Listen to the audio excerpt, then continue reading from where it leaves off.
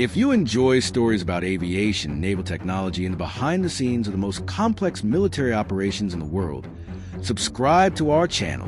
Here you'll find captivating narratives about aircraft, ships, and strategies that shaped history. Today, let's explore the incredible world of aircraft carrier operations. Operating on an aircraft carrier is perhaps one of the greatest logistical and technical challenges in modern aviation and warfare. These massive vessels, true floating cities, are not just ships, but mobile air bases capable of projecting air power to any point across the ocean. Every takeoff and landing on their decks requires absolute precision, rigorous training, and flawless coordination between dozens of professionals. At the heart of it all lies the flight deck, a short and narrow runway that constantly moves with the ocean's waves. Unlike airports on solid ground, where there is space and time for safe maneuvers, carrier-based fighter pilots must rely on split-second decisions. A takeoff may last a little more than 300 feet, while landing requires the aircraft to be stopped almost instantly by steel arresting cables stretched across the deck. To ensure that heavy aircraft can take off in such limited space, carriers use steam catapults or, in the most modern designs, the MO's electromagnetic aircraft launch system. These mechanisms accelerate aircraft from 0 to more than 150 miles per hour in just a few seconds, launching them into the air with the power of a giant slingshot. The impact on pilots is intense, demanding physical and mental conditioning to withstand the brutal acceleration. Landing is even more dramatic. The pilot must perfectly align the aircraft with a moving deck while the ship pitches with the sea. Upon touchdown, a tailhook must catch one of the arresting cables. If it fails, the pilot must immediately go full throttle and attempt to maneuver again. It is one of the most stressful and dangerous tasks in military aviation. Behind this precision is a highly trained team, known as the Yellow Shirts, along with others distinguished by different colored uniforms, each responsible for a critical task.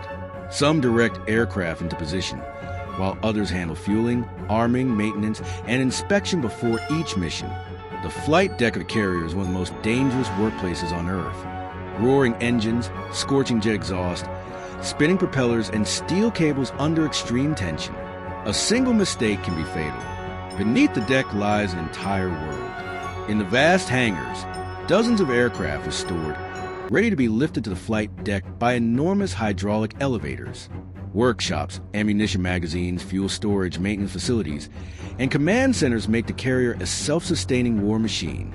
Air operations depend not only on the pilots, but also on a complex chain of command that coordinates flights, missions, and the safety of everyone aboard. The air boss, the officer in charge of the flight deck, has complete authority over takeoffs and landings, ensuring that everything happens in sequence without collisions. Every second is measured. Every decision is critical. Life aboard is defined by an intense rhythm. Aviators can be called at any hour of the day or night, for an aircraft carrier never sleeps. Night missions are especially hazardous. Landing on a short, dark deck in the middle of the sea requires extraordinary courage and skill. The strategic importance of carriers is enormous. They allow a nation to project air power without relying on foreign bases, making them symbols of sovereignty and global presence.